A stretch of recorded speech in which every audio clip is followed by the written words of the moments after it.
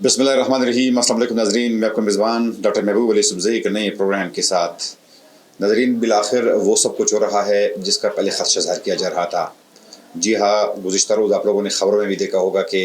अफ़गानिस्तान की जानिब से यानी अफ़गान तालिबान की जानिब से पाकिस्तान के 3 शहरों यानी सबसे पहले क्वेटा में ड्रोन हमला किया गया।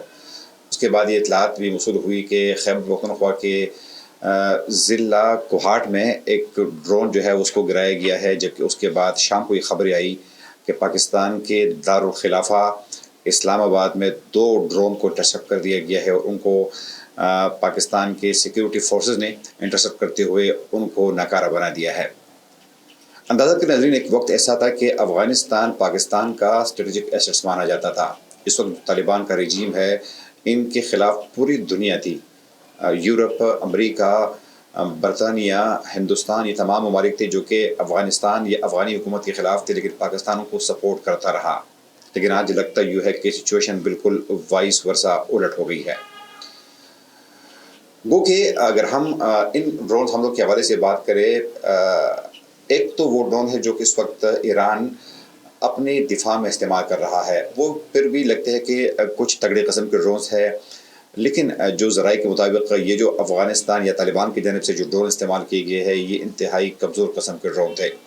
ये बताया गया है कि ऐसे ड्रोन थे कि जो शायद लगता है कि ख़ुद अफ़गान मेड थे, बहुत कमज़ोर किस्म के ड्रोन थे जिसमें कोई जदीद टेक्नोलॉजी शामिल नहीं की गई थी। नाज़रीन, आपको याद होगा कि जब पाकिस्तान ने पहली दफ़ा अफ़गानिस्तान पर हमला किया था, ये ग़ालिबन 22 फरवरी की बात है, तो उसी दिन भी तकरीबन 2 ड्रोन जो थे इस्लामाबाद में उनको इंटरसेप्ट कर दिया गया था। बाद में पता चला कि ये दोनों जो ड्रोन्स थे ये इस्लामाबाद के इलाके गोला की तरफ से आए थे। बाद में सिक्योरिटी फोर्सेस ने उस इलाके को का सर्च ऑपरेशन किया और एक अफ़गान नेशनल को गिरफ़्तार भी किया गया था। इन ड्रोन्स के बारे में भी ये है कि ये अफ़गानिस्तान से नहीं आए हैं, बल्कि मकामी तौर पर ये ड्रोन जो है चलाए गए हैं, क्योंकि कुछ अफ़गान हुकूमत के हैंडलर जो है यहाँ पर ज़रूर मौजूद है, जो कि इस किस्म के ट्रेनिंग्स भी रखते हैं और इस किस्म की कार्रवाइयाँ कर भी सकते हैं। गो कि इन ड्रोन से बज़ाहिर कोई इंसानी नुकसान तो नहीं हुआ है, लेकिन ज़ाहिर बात है कि अफ़गान हुकूमत या उनके हैंडलर जो है वो इस किस्म की कार्रवाइयाँ कर रहे हैं। इन ड्रोन के बाद कुछ सोशल मीडिया पर अजीब किस्म की खबरें भी आई कि पाकिस्तान ने अपना जो एयर स्पेस है बंद कर दिया है। ये भी खबरें आई कि पाकिस्तान का जो सबसे बड़ा एयरपोर्ट है इस्लामाबाद एयरपोर्ट, उसको बंद कर दिया गया है, लेकिन ये सिर्फ अफवाहें थी। उसके बाद फौरी तौर पर पाकिस्तान एयरपोर्ट अथॉरिटी हुकूमत पाकिस्तान की जानिब से ये तफसीलात भी सामने आई कि एयरपोर्ट्स भी खुले हैं और पाकिस्तान का जो एयर स्पेस है वो भी मुकम्मल तौर पर खुला है। नाज़रीन, इसमें कोई शक नहीं है कि इस वक्त जो आलमी सतह पर जो एक सूरत हाल है वो ये है कि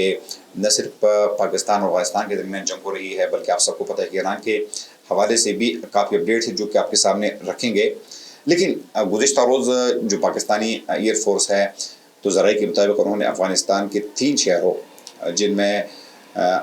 उनका कैपिटल जो है काबुल शामिल है, पख्तिया शामिल है और कंदहार शामिल है, ये वो शहर है कि जहाँ पर पाकिस्तान ने हमले की है और ख़ास तौर पर जो अफ़गान तालिबान है उनकी जो असले के डिपोज़ है उनको निशाना बनाया गया है और उनको बड़े पैमाने पर नुकसान भी पहुँचाया है।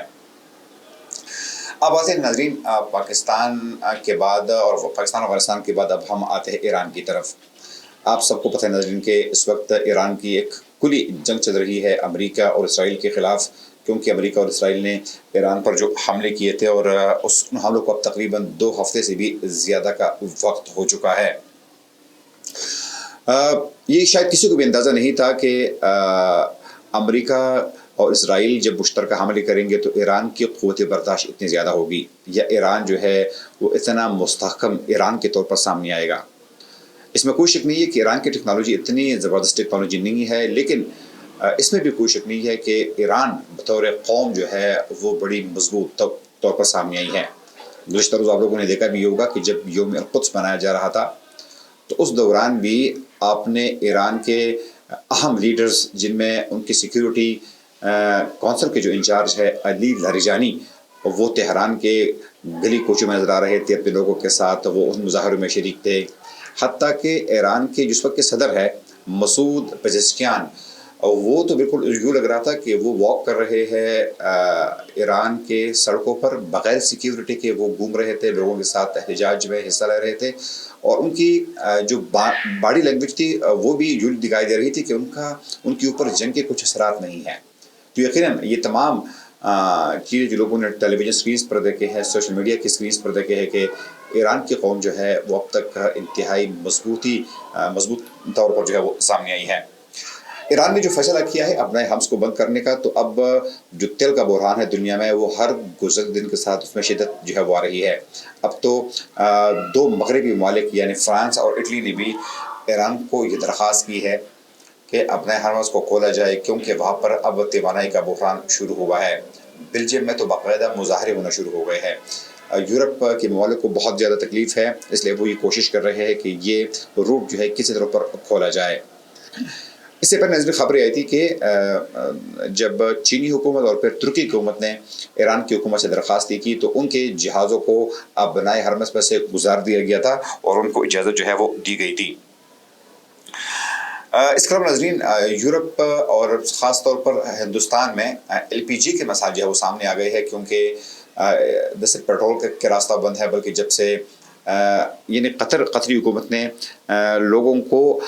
گیس کی سپلائی بند کر دی ہے، ممالک کو گیس کی سپلائی بند کرتی ہے، تو اب مختلف ممالک میں گیس کی سپلائی جو ہے اس کی معطل ہونے سے ان ممالک کو مشکلات کا سامنا ہے، ان کے شہریوں کو مشکلات کا سامنا ہے، کیونکہ ظاہر بات ہے کہ اگر گیس نہیں ہوگی تو لوگ بطور ایندھن کس چیز کو استعمال کریں گے، کس طریقے سے اپنا کھانا پکائیں گے اور دیگر ضروریات جو کو پورا کریں گے، تو یہ بھی سب سے بڑے مسائل ہیں۔ اس کے علاوہ گزشتہ روز آپ نے دیکھا ہوگا کہ امریکہ کی جو سیکٹری آف ڈیفینس ہے، ان کا ایک بیان سامنے آیا جس میں ان کا یہ کہنا تھا کہ ایران کے جو نئے رہبر اعلیٰ ہے ان کے بارے میں ان کا یہ کہنا تھا کہ مجتبی خامنئی جو ہے وہ اس وقت زخمی ہو گئے ہے، بلکہ انہوں نے تو یہ کہا کہ ان کا چہرہ جو ہے وہ بھی بگڑ چکا ہے۔ ساتھ میں ان کا یہ کہنا تھا کہ ان کا جو ایک بیان آیا تھا حالیہ دنوں میں، تو ایک ریٹن فارم میں ایک لکھا ہوا بیان آیا تھا، لیکن نہ تو ان کا آڈیو آیا ہے نہ ان کا ویڈیو آیا ہے، جس سے یوں لگتا ہے کہ شاید وہ شدید زخمی ہے۔ انہوں نے یہاں تک کہا کہ ہم ایران کو ایسا سبق سکھائیں گے اور عنقریب جو ہے ہم اپنے فتح کا اعلان بھی کریں گے۔ لیکن بظاہر لگتا ہے نظیر، جس طرح میں نے پہلے کہا کہ ایران کے لوگ جو ہے ابھی ہتھیار ڈالنے کے لیے تیار نہیں ہے، بلکہ وہ ایک طویل جنگ کے لیے شاید تیاری بھی کر چکے ہیں۔ اس میں بھی کوئی شک نہیں ناظرین کہ جس طرح گزشتہ روز امریکہ کے سیکرٹری دفاع نے کہا کہ بلکہ انہوں نے ایران کے لوگوں سے اپیل کی کہ اپنے گھروں سے نکل آئے، اپنی حکومت کے خلاف مظاہرے کریں، کہ انقلاب یعنی 1979 کے انقلاب کے بعد اگر ہم ایران کی صورتحال کا جائزہ لیں تو جو موجودہ رجیم ہے، امام خمینی نے جس رجیم کو قائم کیا تھا، تو وہ رجیم آج تک جو ہے وہ موجود ہے، وہ چلا رہا ہے، اور ظاہری بات ہے کہ تقریباً لگ بھگ 50 سال سے یہی رجیم جو ہے وہ یہاں پر موجود ہے۔ تو ان کے بہت سارے لوگ جو ہے ایران کے اندر بھی ان سے زیادہ خوش نہیں ہیں، لیکن اس میں بھی کوئی شک نہیں ہے کہ بہت سارے لوگ جو ہے وہ حکومت کے حق میں بھی مظاہرے کرتے ہیں، اور جب آپ کے پاس حکومت کی سپورٹ ہو تو پھر مظاہرے کرنا ذرا آسان بھی ہوتا ہے۔ تو ان کی مخالفت ضرور ہے ایران میں، کیونکہ لوگ جو ہے وہ تنگ آ چکے ہیں، جو اتنی زیادہ پابندیاں ہیں، اتنی زیادہ سختیاں ہیں۔ ایران کی حکومت بھی کمپیریٹیولی زیادہ تر بنیاد پرست قسم کی حکومت ہے، تو لوگ خفا بھی ہیں ان سے، لیکن جو موجودہ صورتحال ہے تو شاید لگتا یوں ہے کہ زیادہ تر قوم کے لوگ جو ہے وہ اکٹھے ہو گئے ہیں، کیونکہ کم از کم ان کے لیے یہ بات ناقابل برداشت ہے کہ کوئی تیسری قوت جو ہے وہ ان کی حکومت پر حملے کرے یا ان کے لوگوں کو، ان کی انسٹالیشنز کو نقصان پہنچائے۔ تو موجودہ جو جنگ ہے شاید اس نے ایرانی قوم کو تتر بتر کرنے کے بجائے ان کو زیادہ مضبوط کر دیا ہے اور زیادہ اکٹھا کیا ہے۔ اگر پروگرام تک میں میزبان ڈاکٹر محبوب علی اجازت دیجیے، اللہ حافظ۔